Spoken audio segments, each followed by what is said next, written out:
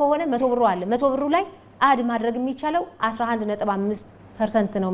ነዋሪው በተረጋጋ ህይወት ኑሮን መኖር ስላለበት መንግስት ደግሞ አንዳንድ አሰራሮች ላይ ጣልቃ ገብቶ ማረም ማስተካከል ማረጋጋት ያለበት ላይ ማረጋጋት ስላለበት በዘፈቀደ የሚጨመሩ ዋጋዎች መኖር ስለሌለባቸውና የዛሬ 2 ዓመት ውል ስናዋውላችሁ ይሄንንም ማውቃችሁ ስለሆነ ውላችሁን የፈረማችሁት ተከራይም አከራይም 2 ዓመት ሲቀመጥ እዛ ቦታ ላይ ደላላ ናውጣ ሊለው አይችልም፣ ዋጋ ጨምር ሊል አይችልም። ያው አከራዮችን የተሻለ ዋጋ አግኝቼልሃለውና አንተ ጋር ያለውን ተከራይ አስወጥተ ሌላ ላምጣልህ ብለው 2% ከተከራዩም ካከራዩም የሚቀበሉበት ምንም አሰራር የለም ማለት ነው። ይሄንን አሰራር ነው የሰበረው። ተከራዩም ደግሞ ከዚህ ቤት ወጥቶ ሌላ ቦታ ሲገባ 2% ይከፍላል ለደላላ። ለምን እዛኛው ቤት ላይም ደግሞ ደላላ ፈልጎለት ያገኘውን ቤት ስለሆነ ማለት ነው። አከራዩም በተመሳሳይ 2% ለደላላ ይከፍላል። ተከራዩም 2% ለደላላ ይከፍላል። ይሄ ሚኒመም ነው፣ ማክሲመም አይደለም። ይሄንን አሰራር ነው የሰበረው ይሄ መመሪያ፣ ይሄ አዋጅ። ደላሎች እንደፈለጉ እንዳይፈነጩ፣ እንደፈለጉ የገቢ ምንጫቸው የደሃውን ደሞዝ የደሃውን ገቢ የነሱ የገቢ ምንጭ እንዳይሆን ነው የተደረገው። ይሄ አፕሪሼት የሚደረግ ነው። እውነት ለመናገር ስራው ሲጀመር የተከራይ ምዝገባ ሲጀመር ከተከራዩም ካከራዩም በላይ ጩኸት የነበረው ደላሎች ላይ ነው። ምክንያቱም እንዳነሳሁት ነው። ቢያንስ 2 ዓመት አንድ ሰው አንድ ቦታ ላይ የመቀመጥ እድል ካለው 2 ዓመት ለደላላ የሚከፍለው ነገር የለም ማለት ነው። ይሄ ማለት ግን ተከራዩ መብቱን በአግባቡ አውቆ በመብቱ መኖር ሲጀምርና ሲችል ጥናቱ በጣም አስፈላጊነቱ ሁላችንም ልናውቀው ይገባል የሚለውን ለማንሳት ፈልጌ ነው። ህጉ ለተከራይም ለአከራይም እኩል ባላንስ የሚያደርግ ነው።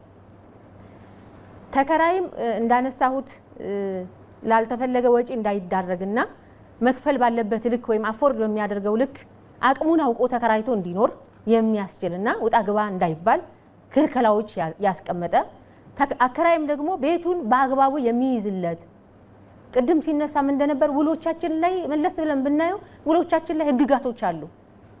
ለምሳሌ ቅድም ሲያነሱ የነበሩ አንድ ወንድም ቤቴን አፈራርሶ እንደዚህ አርጎ አቆሽሾ እንደዚህ የሚል ነገር ተነስተዋል። ውሉ ላይ ግን ምንድነው የሚለው? የመብራት ማን ነው የሚከፍለው? በውሉ መሰረት አከራይ ከሆነው የመብራት የሚከፍለው የመብራት አከራይ ይከፍላል፣ የውሃ አከራይ ይከፍላል የሚል ስፔሲፊካሊ የተቀመጠ ነገር ነው ማለት ነው። ለሱ ተገዢ ናቸው አከራዩም ተከራዩ። ከዛ ብላክ ኤንድ ዋይት የተቀመጠው ነገር ደግሞ ቤቱን በተቀበለበት አግባብ ያስረክባል ነው የሚለው። ይሄ ማለት ቀለም ቀብቶ አድሶ ከሆነ አከራዩ ያስረከበው ለተከራዩ እሷን አድርጎ ነው የሚወጣው ከዛ ቤት። ይሄንን የማድረግ ግዴታ አለበት ተከራይ። ይሄንን የማስጠበቅ ደግሞ መብት አለው አከራይ። ውሃና መብራት ያው እንዲወጣላቸው ውጣ ብሎ ባይሉም አከራዮች እንዲወጣላቸው ውሃና መብራት እየቆረጡ ካለ ልክ አይደለም። ዊ አር ኢትዮጵያውያን እርስ በርስ ተሳስበን ተዛዝነን ነው መኖር ያለብን እንጂ እንደዚህ አይነት አስገዳጅ ነገር ማድረግ በጣም ተገቢ አይደለም፣ ትክክል አይደለም። ለዚህ ነው ቅሬታ ይህንኑ ስራ ሊሰራ የተሰየመ ኮሚቴ ያለው። የመጀመሪያው ደረጃ ቤቶች ላይ ነው ቅሬታ የሚቀርበው። ወረዳ ቤቶች ነበር፣ አሁን ቤቶች የለም። ቅድም አባታችን አንዳንድ ነገር ሲያነሱ ነበር፣ ቤቶች ወረዳ ያለ ሲሉ ነበር። ወረዳ መዋቅር የለንም፣ 1 ዓመት አልፎታል። ወረዳ ላይ ያለው መዋቅር ከታጠፈ ክፍለ ከተማ መዋቅር አለ። ቅሬታ እዛ ማቅረብ ይቻላል። ቅሬታው ትክክለኛ ተገቢነት ያለው ቅሬታ ነው ወይስ ተገቢነት የሌለው ቅሬታ ነው ብሎ ደግሞ ያየዋል። እታች ድረስ ወርዶ ቼክ ያደርጋል። ተገቢነት ያለው ቅሬታ ከሆነ ይፈታል። በተቻለ መጠን ተከራይና አከራይን የማስማማት ስራ አንዱ የማስማማት ስራ ስለሆነ ማለት የማግባባት ስራ ስለሆነ ከዚህ ባሻገር ከሆነ ቤቶች ላይ የሚከሰስ ክስ ከሆነ ደግሞ ቤቶችን ለስትሪንግ ኮሚቴው ነው የሚከሰው። ወረዳ ላይ ያለ ስትሪንግ ኮሚቴ፣ ክፍለ ከተማ ላይ ያለ ስትሪንግ ኮሚቴ በየደረጃው እንደዛ ያለ እስከ ፍርድ ቤት ድረስ የሚሄድ ስልጣን ወይም መብት እንዳለው ለማንሳት ፈልጌ ነው። አለመግባባቶች የሚፈቱት በዚህ ልክ ነው። ከታች ጀምሮ ከወረዳ ጀምሮ እስከ ክፍለ ከተማ ድረስ ያለመግባባቶች የሚፈቱበት አሰራር አለ። እንደው ተከራይ በፈለገበት ስለፈነጨ ብቻ መሄድ አለበት የሚል እምነት የለም። አከራይም እንደዛው ሁለቱም እኩል ተጠቃሚ መሆን አለባቸው። የአከራይና የተከራይ አዋጅ ደግሞ ለሁለቱም ፍትሃዊ አሰራርን ያስቀመጠ ነው። ከተማ ላይ ያለው የቤት አቅርቦት እና ፍላጎት ስለማይመጣጠን በተቻለ መጠን ያሉንን ቤቶች በአግባቡ መጠቀም ስላለብን ከተማ ላይ ያለውን ቤት በአግባቡ መጠቀም ስላለብን ተከራዩ ከተማ ውስጥ ያለውን ቤት መጠቀም መብት ስላለው ዜጋ ስለሆነ ይህንን ዜግነቱን ማስጠበቅ ደግሞ የመንግስት ኃላፊነት ስለሆነ በተቻለ መጠን በትንሹ 2 ዓመት አንድ ቦታ ላይ እንዲቀመጥ አዋጁ ያስቀምጣል ወይም ይደነግጋል። ይሄ አስገዳጅ ነው ማለት ነው። ከዋጋ ጭማሪ ጋር ተያይዞ መሀል ከተማ ላይና ማስፋፊያ አካባቢ ላይ ያለው ዋጋ የተለያየ ነው። ለምንስ 11.5% ለ2019 በጀት ዓመት ጭማሪ መንግስት ሲያውጅ እኩል ለምን አደረገው የሚል ሐሳብ ተነስቷል። በመጀመሪያ ልንግባባበት የሚገባን መሀል ከተማ ላይ መጀመሪያ ውል ስናከራይ የሰጠነው ዋጋ ማስፋፊያ ላይ ካለው ዋጋ አንድ አይደለም። መሀል ከተማ ላይ 30 ሺህ ብር ለአንድ ክፍል ቤት አከራይተን ከሆነ ለምሳሌ ልደታ ኮንዶሚኒየም ላይ ለስቱዲዮ 30 ሺህ ብር አከራይተን ከሆነ ምሳሌ ነው እያልኩ ያለሁት አከራይተን ከሆነ አራብሳ ደግሞ ለስቱዲዮ 30 ሺህ ብር አናከራይ። የተለያየ ነው። አካባቢውን መነሻ ያደረገ ኪራይ ነው ተምናችሁ በራሳችሁ ጊዜ ያከራያችሁት ማለት ነው። ስለዚህ መጀመሪያ ላይ በራሳችሁ በተመናችሁት ዋጋ ነው እኛ ውላችሁን ኦፊሻል ያደረግንላችሁ ውላችሁን ነው ህጋዊ ያደረግንላችሁ እንጂ የዋጋ ተመንኛ አልተመንላችሁም። ቤቶች የዋጋ ተመን አልተመንላችሁም። 10 ብር ነው ያከራየሁት ብላችሁ ካላችሁ 10 ብር ነው ያዘላችሁ። 1000 ብር ነው ብላችሁ ካላችሁ 1000 ብር ነው ያያዝንላችሁ። አንዳንድ ክፍለ ከተሞች ላይ እኮ ይታወቃል ያው ቤቱና የሰጣችሁት ውል ላይ ያስቀመጣችሁት የዋጋ ተመን ምንም የማይገጣጠም የማይመጣጠን እኮ ነው። ግን እሱን ነው ያስጠበቅንላችሁ እኛ። ነገር ግን በሚቀጥለው የዋጋ ማሻሻያ ሲደረግ ደግሞ እንዳትጎዱ በሚገባ አዌርነስን ፈጥረናል። በሚገባ ዋጋ ሲጨመር እዚህ ውል ላይ ነው የሚጨመርላችሁ እናንተ የደበቃችሁት ላይ አይደለም እንዳትጎዱ ብለን በሚገባ በተደጋጋሚ ከከተማ ጀምሮ ክፍለ ከተማም ወረዳ ላይም በሚገባ አዌርነሱን ፈጥረናል። መጀመሪያ ስታከራዩ ማስፋፊያ ላይና መሀል ከተማ ላይ በልዩነት እንዳከራያችሁት ሁሉ አሁንም ደግሞ እሱ ላይ ነው የሚጨመረው እንጂ ለማስፋፊያ ከፍ ያለ ለማስፋፊያ ዝቅ ያለ ለመሀል ከተማ ደግሞ ከፍ ያለ አላጠናንም። መነሻው ላይ ስለሆነ እየጨመርን ያለ ነው እንዳለ እሱን ይዞ ነው የሚቀጥለው የሚለውን ነገር እንድትይዙልኝ ፈልጌ ነው። አዲስ አከራዮችን በተመለከተ ያው መንግስት ያበረታታል። አዲስ የቤት ልማት እንዲሰፋ በጣም ነው የሚያበረታታው። በጣም እናበረታታለን። በመንግስት ብቻ ሳይሆን ቤት እየተገነባ ያለው ሁላችሁም እንደምታውቁት በግሉ ዘርፍም በስፋት የግሉ ዘርፍ የቤት ልማት ላይ ተሰማርቷል። ስለዚህ እነዚህ አዲስ ቤት የሚያከራዩ ወገኖችን ማበረታቻ አለው ደንቡ፣ አዋጁ፣ መመሪያው 4 ዓመት ተከራዩና አከራዩ ባመኑበት ልክኛ ባመናችሁበት ውል እንዳዋዋልናችሁ እነዚህም ደግሞ ባመኑበት ውላቸውን እንይዝላቸዋለን ማለት ነው። ለማበረታታት እሱ ዋና ስለሆነ ከዛ በኋላ ነው ከ4 ዓመት በኋላ ግን እሱ ህግ ሆኖ ይቀጥላል የሚለውን ነገር ለማስቀመጥ ፈልጌ ነው።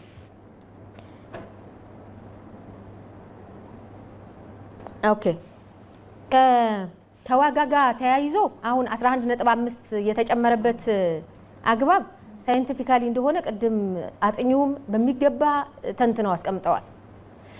ግን ደግሞ ምን የተነሳ ሐሳብ አለ 11.5 ሳፎርድ እናደርጋለን ወይ ይችላል ወይ ተከራዩ የሚል ሐሳብ ደግሞ ተነስቷል። ጥናቱ ላይ በደንብ ሲያብራሩ በደንብ እንተናላሉም ካልሆነ በስተቀር አጥኛችን ከ20% በላይ ዋጋ ጭማሪ ያደረጉ አከራዮች አቨሬጅ ነው እየተናገርኩ ያለው 50% የጨመሩ ሊኖሩ ይችላሉ። እስከ 20% ድረስ የተጨመረበት ኢሬጉላርሊ ከህግ ከአሰራር ውጪ 20% የጨመሩ አከራዮች አሉ። እሱ ትክክል አይደለም ነው እያልን ያለን። በፍጹም ትክክል አይደለም። አማራጭ ያጣ ተከራይ 20%ን ጭማሪ ተቀብሎ ዝም ብሎ ይሄዳል ማለት ነው። እሱ ልክ አይደለም። አሰራር አለ፣ ደንብ አለ፣ ክልከላ አለ። ይሄንን ተከራዩም አከራዩም ፕራክቲስ ሊያደርገው ይገባል። መብቱን ፕራክቲስ ሊያደርግ ይገባል። መንግስት እንግዲህ አሰራሮችን ከማበጀት ውጪ ምን ማድረግ አለበት? አሰራሮች ላይ መሄድ ያለበት የሚጠቅመውንና የሚጎዳውን ነገር ለይቶ እሱን ተግባራዊ ማድረግ የባለቤቱ መብት ነው። መብታችሁን በደንብ ኤክሰርሳይዝ ልታደርጉ ይገባችኋል። 11.5% ግን በጣም ከፍ ያለ ነው ብለን እኛ አልወሰድንም። አትሊስት የፌዴራል ጥናትን እንኳን ወስደን ተግባራዊ ብናደርግ እንደ ከተማ አስተዳደር ትንሽ የጋሸበ ስለሆነ ጥናታችን ላይ ስንከተው ትንሽ የጋሸበ ስለመሰለ ነው እንደ ከተማ ይሄ አፎርድ ያደርገዋል ተከራዩ ብለን የወሰድነው የሚለውን እንድትይዙልኝ ፈልጌ ነው። ሌላው በጣም ከተነሱት ነገሮች ውስጥ አንዱ ውጣልኝ ስለው አልወጣም አለኝ ውጭልኝ ስላት እንደዚህ የሚል ነገር በጣም ተነስቷል በስፋትና እሱን አንድ ነገር ብናደርግ በጣም መልካም። አንደኛ 2 ዓመት ስለሞላው ብቻ ባናስወጣ ጥሩ ነው። ባናስወጣ 2 ዓመት ስለሞላው ብቻ ናውጣ እንደሱ ማለት እሱ ወጡ ማንን ልታከራዩ ነው? ተከራዮች አከራዮችስ ደግሞ አይምን አከራዮች ማለት ነው። ተከራዮች እስከዛ ወጣችሁ የት? ይሄ ሰብአዊነትን መሰረት ያደረገ ስራ ብንሰራ እጅግ በጣም ጥሩ ነው ብዬ አስባለሁ። ስለዚህ ልናስወጣ ከሆነ ማድረግ የሚጠበቅብን ህግጋት አለ፣ ህግ አለ፣ አሰራር አለ። ምንድነው እሱም ቤቱን ከፈለገው አከራዩ አስቀድሞ የጽሁፍ ማስጠንቀቂያ ይሰጣል ነው የሚለው። የጽሁፍ ማስጠንቀቂያ መስጠት ይጠበቅብናል። ለሰውየው ለወረዳም መስጠት ይጠበቅብናል፣ ለቤቶች። ተከራዩን በተመሳሳይ ሊወጣ ከሆነ ከ2 ወር በፊት አስቀድሞ መስጠት አለበት፣ ሊወጣ ስለሆነ። ምክንያቱም ስታነሱ አንዳንድ ወገኖች ስታነሱ ምን ብላችኋል? ጡረታችን ነው ብላችኋል። ትክክል ነው።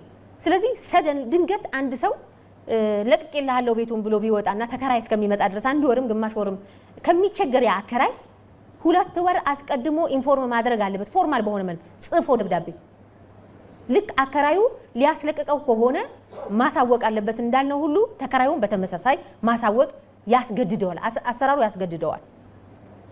ይህንን ብንይዝ እጅግ በጣም ጥሩ ነው። ነገር ግን በዚህ ሁሉ መካከል አከራዮች የተከራዩትን ቤት በአገባቡ ያልያዙ ከሆነ ለተከራዩበት ላልተገባ ነገር እያዋሉት ከሆነ ወንጀል እየተፈጸመበት ካለ የቤት ኪራዩን በአግባቡ በየወሩ እየከፈሉ ካልሆነ እና ሌሎች ክልከላዎችን እየተገበሩ ከሆነ ተከራዮች አከራይ የማስወጣት መብት አለ። እነዚህን ስትሮንግ የሆኑ ኤቪደንሶች ማስረጃዎችን ይዞ መቅረብ ይችላል። ከዛ ያው ቅድም ሲነሳ እንደነበረ ከጉልሌ በግብረ ኃይል ነው የሚወጣው ማለት ነው። ለምን ግዴታውን አልፈጸመም ተከራዩ? እህታችን ከለሚኩራ ስታነሳው የነበረው ስላልደረስንበት ነው እንጂ ብትመጣ በአግባቡ ያው ዛሬ ክፍለ ከተማ የሚሄደው ዛሬ ነበር። ስብሰባ ግቢ ስለተባልኩኝ ወደ ስብሰባ ገባው አለች እንጂ ያው በአሰራሩ መሰረት ውጣ ይባላል። የማይወጣ ከሆነ በግብረ ኃይል ነው የሚወጣው ማለት ነው። ምን ሲሆን ነው ግን እነዚህ አሁን የተናገርኳቸውን ነገሮች ግዴታውን ሳያከብር ሲቀር ይሄ ህግ ተግባራዊ ይደረግበታል የሚለውን ነገር ለማስቀመጥ ነው። ትግበራ ላይ በተደጋጋሚ ያነሳችሁት ማን ነው ይሄንን ስራ ተግባራዊ የሚያደርገው የሚል ትንሽ ሐሳብ ተነስተዋል። እና ያው እኛ ነን ተግባራዊ የምናደርገው፣ እኛና እናንተ ነው ተግባራዊ የምናደርገው። አሰራሮቻችንን በተቻለ መጠን ለማዘመን ብዙ ርቀት ሄደናል። ቆመን አልቀረንም። ያው የዛሬ 2 ዓመት ላይ ቆመን አልቀረንም። ትንሽ ወደፊት ለመራመድ ሞክረናል እና መሶብ አንድ ማዕከል ላይ አገልግሎቶቻችን ይሰጣሉ። 16 የሚሆኑ አገልግሎቶች መሶብ አንድ ማዕከል ላይ በቴክኖሎጂ በዘመናዊ ቴክኖሎጂ ይሰጣሉና የቤቶችን አገልግሎት ስትፈልጉ ወረዳን አይመን ክፍለ ከተማ ላይ ብቻና ቢሮ ላይ ብቻ መምጣት አይጠበቅባችሁም። በአቅራቢያችሁ ያሉ 11ዱም ክፍለ ከተማ ላይ የመሶብ አንድ ማዕከል አገልግሎት ስላለ ዛይዳችሁ መውሰድ ትችላላችሁ። ከዚህ ከውል እድሳት ጀምሮ ማለት ነው። ሌሎችም አገልግሎቶች በዛ ልክ ብንሄድ ይሄን ተግባራዊ የምናደርገው ስትሪንግ ኮሚቴ ብለን ቅድም ስናነሳ የነበረው አለ።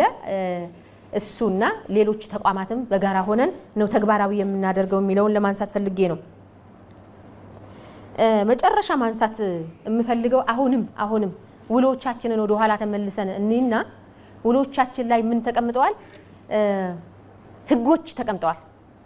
አሁን አዋጁ ላይ ያሉትን ህጎች እኛ አስገብተንበታል ውሉ ላይ። ምክንያቱም ውል እናንተ ይዛችሁ የመጣችሁት ውል ሳይሆን ተግባራዊ የሆነው አዋጁ ላይ ያለውን ውል ነው እኛ ተግባራዊ ያደረግነው። ውሉም ባይዘው አዋጅ ላይ ያለው ውል ነው። ከተማ አስተዳደሩ ደንብ አድርጎ ያወጣው፣ ቢሮው ደግሞ መመሪያ አድርጎ ያወጣው ውል አለ። እሱ ውል ነው እኛ ተግባራዊ ያደረግነው። እሱ ላይ ደግሞ ክልከላ ናቸው ብለን የምንላቸውን 1 2 3 ብለን አስቀምጠናል። ነገር ግን ከመብራትና ከውሃ ክፍያ ጋር ተያይዞ የተከራዩና ያከራዩ ሐሳብ ወይ ደግሞ ውሳኔ ወይ ደግሞ ፍላጎት መሰረት ያደረገ ስለሆነ ሊሆን የሚገባው እሱን ክፍት አድርገንላችሁ እዛው ውል ስትዋዋሉ ግን ፎርሙ ላይ እየተሞላ ሄዷል። ስለዚህ የመብራትና የውሃ ጉዳይ ተከራይ የሚከፍለው ከሆነ ተከራይ ይከፍላል፣ አከራይ የሚከፍለው ከሆነ አከራይ ይከፍላል። ነገር ግን አከራይ የከፈለው በሆነ ሰዓት ላይ አቋርጦ በተከራይ እየተቸገረ ካለ ግን ቅሬታውን የማቅረብ መብት እንደተጠበቀ ነው የሚለውን ነገር ለማንሳት ፈልጌ ነው። ከተነሱት በጣም በርካታ ነገሮች ተነስተዋል። እውነት ለመናገር በጣም በጥቂቱ ነው ያነሳሁት። በየተዋረዱ አሁን ዛሬ ያደረግነው እዚህ በጣም ጥቂት ሰው ጠርተን ውይይት የጋበዝነው የፓናል ውይይት እስከታች ድረስ የሚወርድ ነው የሚሆነው።